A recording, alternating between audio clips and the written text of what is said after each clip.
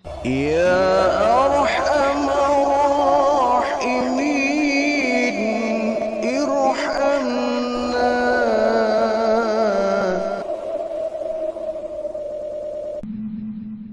Tanda-tanda datangnya hari kiamat, kiamat besar atau yang kita kenal dengan alamatul kubra. Tanda-tanda kiamat besar adalah munculnya atau terbitnya matahari dari arah sebelah barat. Jadi yang namanya kiamat itu ada dua ya. Ada kiamat kecil, alamatul sughra, ada kiamat besar, alamatul kubra. Kalau kiamat kecil, kiamat mini, itu sudah banyak kita saksikan hingga sampai hari ini. Bencana alam terjadi, gunung meletus, tsunami, banjir, gempa, peperangan di mana-mana, pembunuhan di mana-mana, kematian di mana-mana, kemaksiatan merebak di mana-mana. Ini tanda-tanda kiamat kecil. Adapun nanti akan muncul alamatul kubra, tanda-tanda besar datangnya hari kiamat. Kalau tanda-tanda besar ini sudah muncul dan nampak, artinya kiamat sudah berada di ambang pintu. Kiamat tinggal menunggu hari. Kiamat tinggal menunggu waktu. Kita memang saat ini sudah berada di zaman yang sangat akhir ya. Karena baginda Rasul adalah nabi yang diutus pada zaman akhir. Dan kita sudah berada tepat sekali di zaman-zaman akhir di mana kiamat ini akan segera terjadi.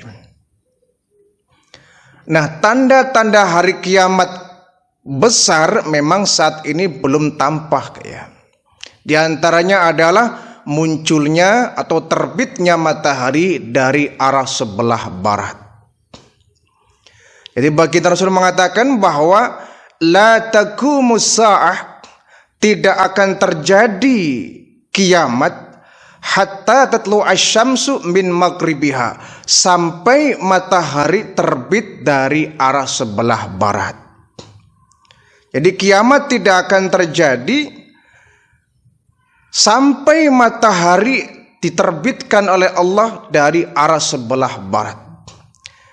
Idza tala'at, apabila matahari sudah muncul dari ufuk sebelah barat, wara'ahan nas, dan manusia menyaksikan kejadian itu, amanu ajma'un, mereka segera untuk beriman. Mereka beriman semua. Mereka berlomba-lomba bertaubat kepada Allah.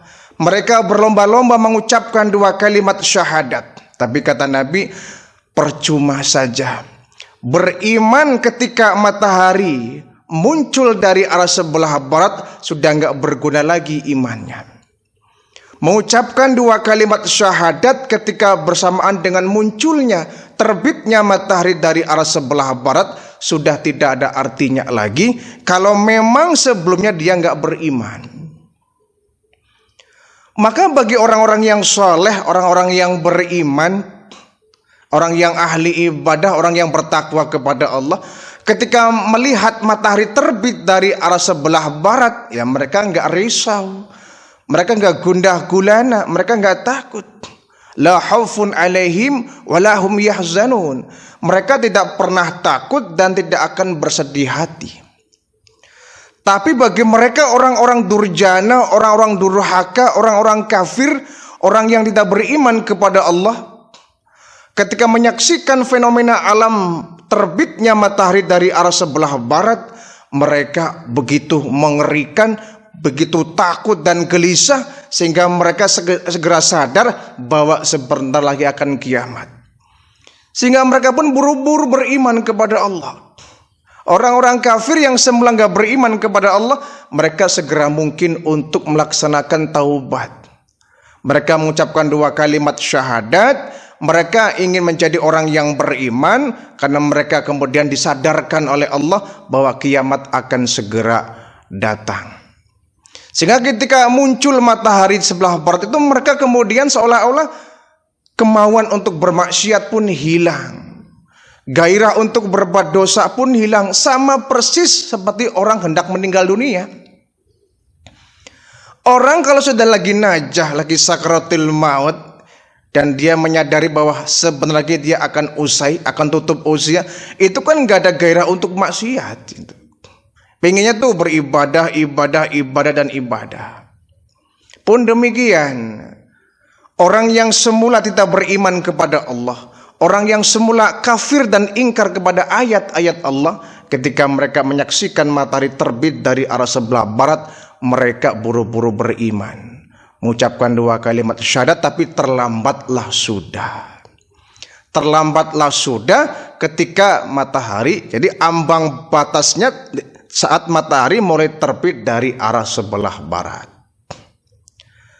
Subhanallah, kita berlindung kepada Allah ya, jangan sampai kita menyaksikan fenomena ini. Tapi insya Allah ya, kita yang hidup di hari ini, insya Allah kayaknya kecil kemungkinan bisa menyaksikan fenomena ini. Kenapa? Fenomena munculnya terbitnya matahari dari arah sebelah barat ini sudah hampir mendekati detik-detik menjelang kiamat. Sementara kiamat itu kemungkinan besar masih terlampau jauh. Sebab Allah pernah memberikan suatu perjanjian kepada malaikat Israfil, sang peniup sangkakala. Wahai Israfil, kata Allah, kalau kau masih mendengar di permukaan bumi ini masih banyak orang menyebut nama Allah, Allah, tunda sangkakalamu.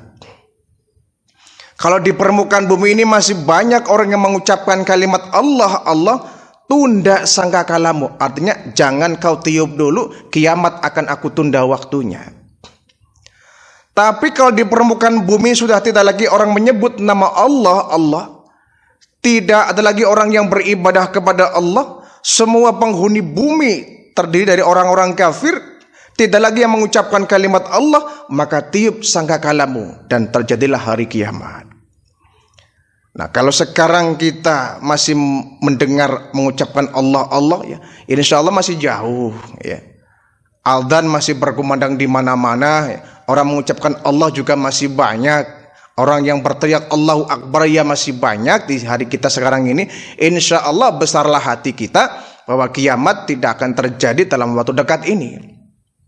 Maka kita sebagai orang yang beriman, kalau kita mendapatkan informasi berita di berbagai media bahwa ada orang yang mengucapkan bahwa kiamat akan terjadi di hari sekian, tanggal sekian, tahun sekian, kita umat Islam wajib untuk tidak percaya.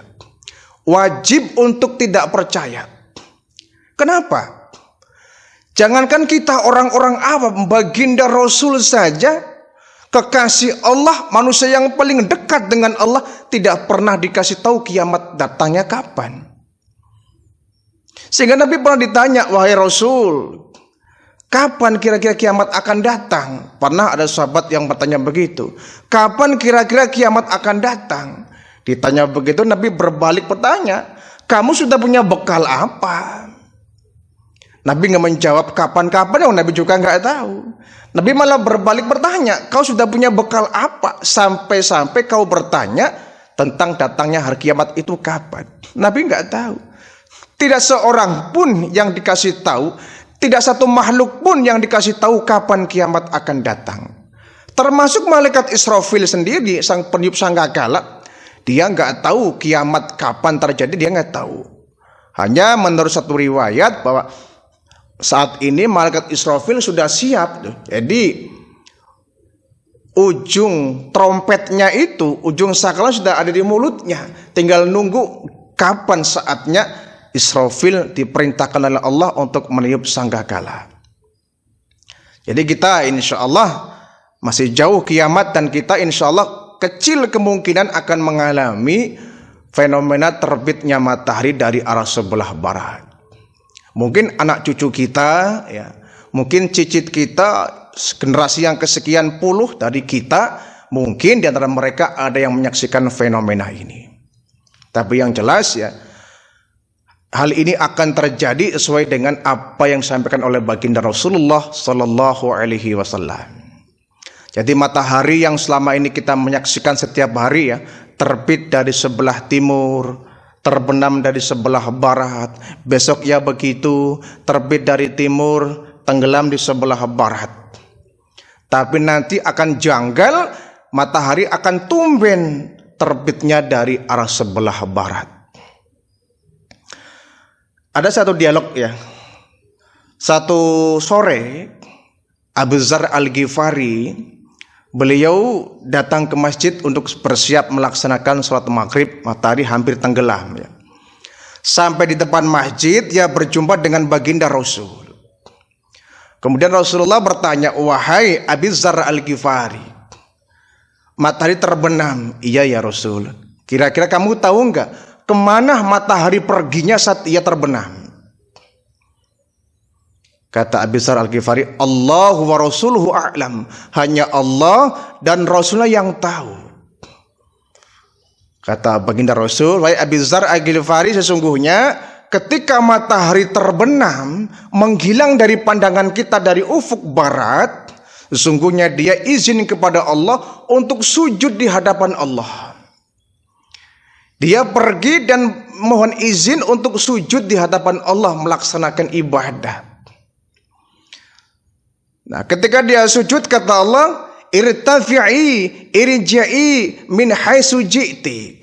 Bangunlah kau matahari dari sujudmu dan pergilah kau, berangkatlah kamu dari tempat di mana kamu berangkat setiap hari. Maka kemudian matahari kembali dari ufuk timur, terbit kembali dari ufuk timur. Di tiap hari itu begitu.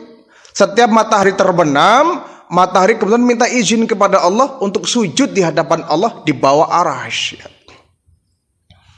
Kembali kata Allah, hai matahari, kembali kau ke tempatmu semula. Muncullah kau matahari dari tempatmu semula. Tiap hari kamu dari mana datangnya? Dari timur. Berangkatlah kamu dari timur untuk kembali menerangi dunia. Tiap hari begitu. Tapi satu saat, kata baginda Rasul, ketika matahari sujud di hadapan Allah di bawah aras, muncul satu perintah yang lain daripada yang lain. Kata Allah, irtafi'i asbahi min maghribika. Wahai matahari, bangunlah kau dari sujudmu dan datanglah kau di tempat pergimu. Datanglah kau di tempat pergimu. Artinya tola'atan min maghribika. Datanglah kau, muncullah kau, terbitlah kau di tempat di mana kau terbenam setiap hari.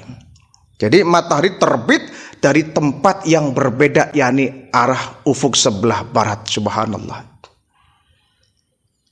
Artinya munculnya matahari dari arah sebelah barat itu bukan kejadian yang dengan sendirinya ya.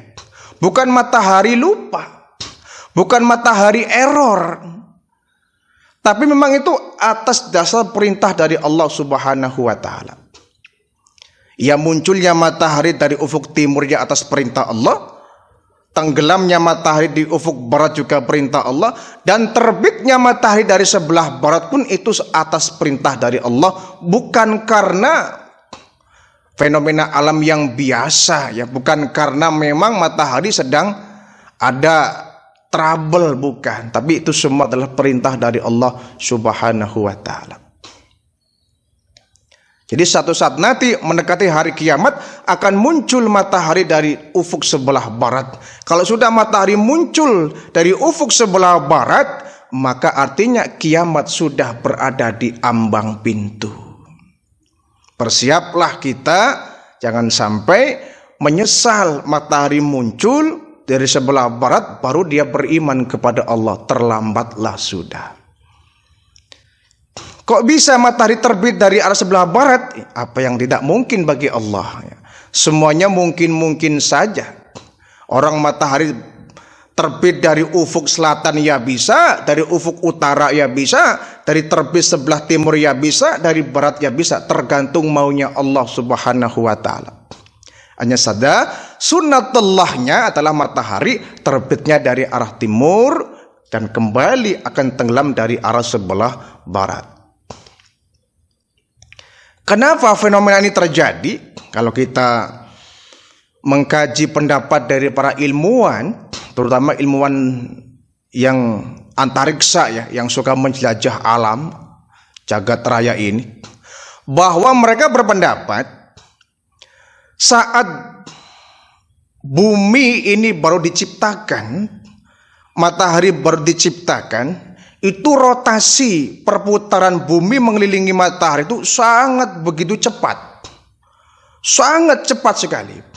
Bahkan disinyalir jumlah hari dalam setahun itu bukan 360 hari, tapi 2000 hari dalam setahun. Jadi dalam putaran satu tahun itu 12 bulan itu jumlah harinya mencapai 2000 hari. Kalau sekarang kan 365 ya, atau 360 hari dalam setahun itu.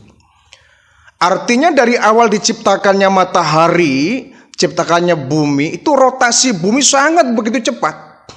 Sangat begitu cepat sehingga jumlah hari pun banyak dalam setahun mencapai 2000 hari.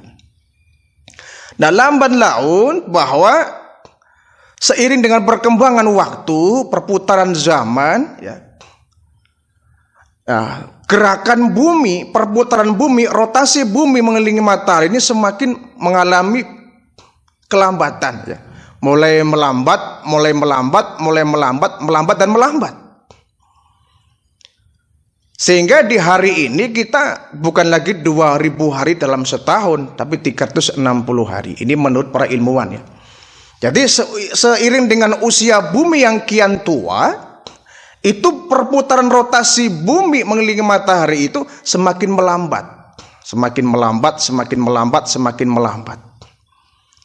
Dan nanti akan terjadi di akhir zaman, detik akhir menjelang hari kiamat akan datang, perputaran bumi akan semakin lambat ya.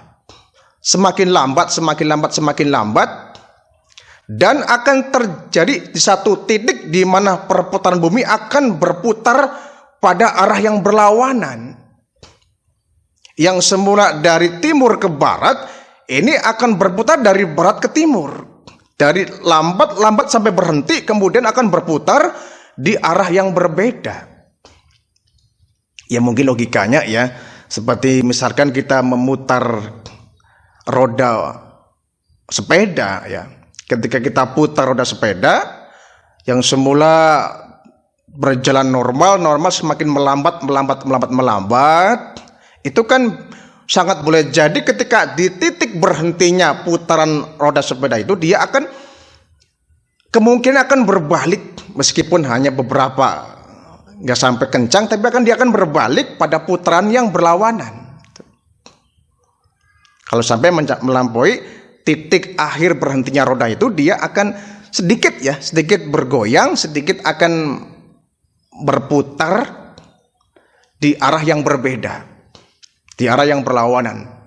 Nah, demikian pula kata para ilmuwan bahwa rotasi bumi ini yang kian melambat, apa sebabnya kok melambat begitu? Nah, ilmuwan kemudian meneliti bahwa ternyata terpaan angin yang begitu kencang, ya, hembusan angin yang begitu kencang yang menjadi penyebab utama bumi ini kian melambat perputarannya. Nah, kalau kemudian semakin kencang anginnya, maka sangat boleh jadi bumi akan diputar pada putaran yang berlawanan oleh angin ini. Dan ketika bumi berputar di posisi yang berlawanan, tentu matahari yang mestinya muncul dari arah sebelah timur, dia akan muncul dari arah sebelah barat. Kalau melihat fenomena ini ya masuk akal ya. Kenapa kemudian matahari muncul dari sebelah barat? Karena rotasi bumi, berputarnya bumi itu berlawanan arah, sehingga yang mestinya muncul dari sebelah timur, dia akan muncul dari arah sebelah barat. Ini tentu akan terjadi atas izin dan perintah dari Allah Subhanahu wa Ta'ala. Nah, kemudian ketika sudah seperti itu, apakah sampai kiamat kemudian akan muncul dari arah sebelah barat terus? Para ulama menjelaskan bahwa setelah matahari muncul dari arah sebelah barat, Ya. Dia tidak kemudian akan terbenam dari sebelah timur. Ya. Tidak kemudian terbit dari sebelah barat dan akan tenggelam sebelah timur. Terbitnya dari sebelah barat dan dia akan kembali ke sebelah barat. Dia akan terbenam kembali dari arah sebelah barat. Wallahu a'lam ya. Jadi pendapat dari antara para ulama dengan pendapat para ilmuwan kadang sejalan, kadang nggak sejalan ya. Ya kalau ilmuwannya orang yang beriman, hamba Allah yang bertakwa, insya Allah sejalan dengan Al-Quran maupun yang disampaikan oleh baginda Rasulullah Sallallahu Alaihi Wasallam. Bahkan para ilmuwan berpendapat bahwa ketika matahari muncul dari arah sebelah barat, itu nggak kemudian besoknya kiamat. Umur bumi masih kurang lebih 120 tahun lagi ke depan.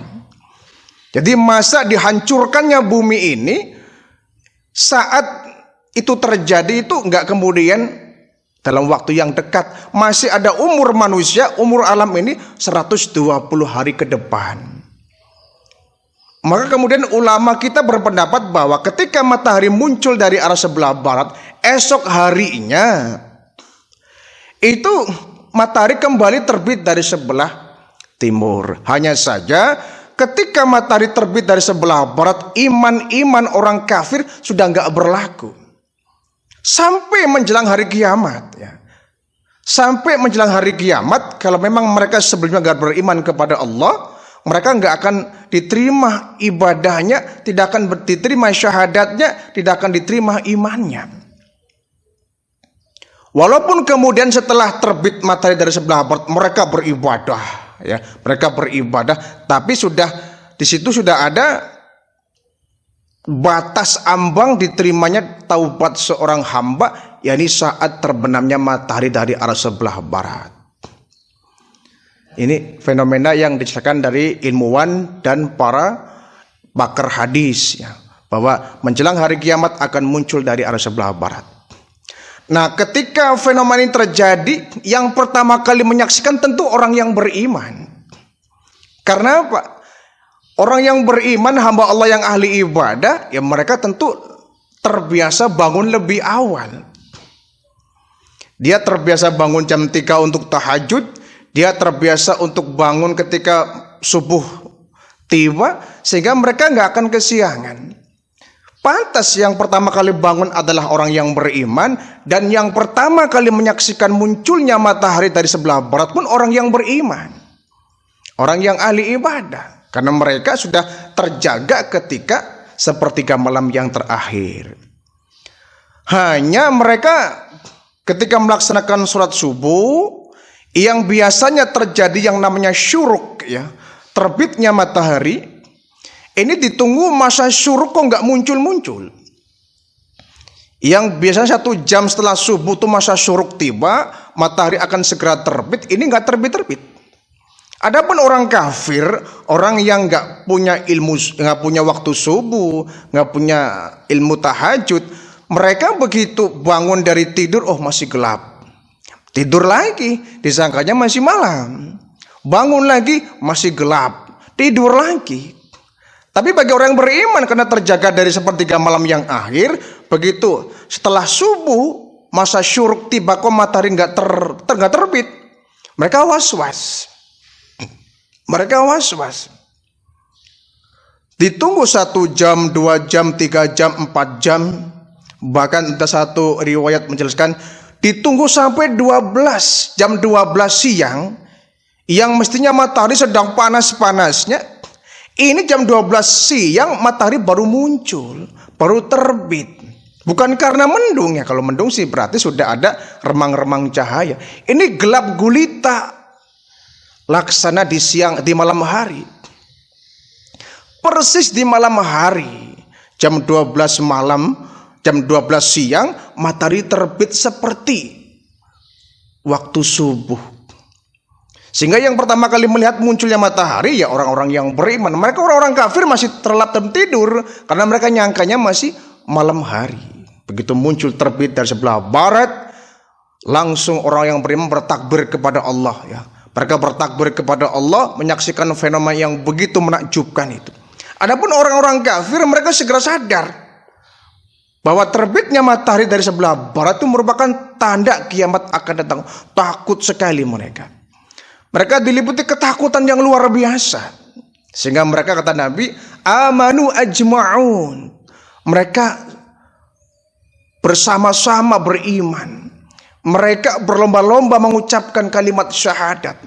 Mereka berlomba-lomba beriman kepada Allah. Tapi ketika matahari muncul dari arah sebelah barat, iman sudah nggak ada gunanya lagi. Jadi ini yang wajib kita imani.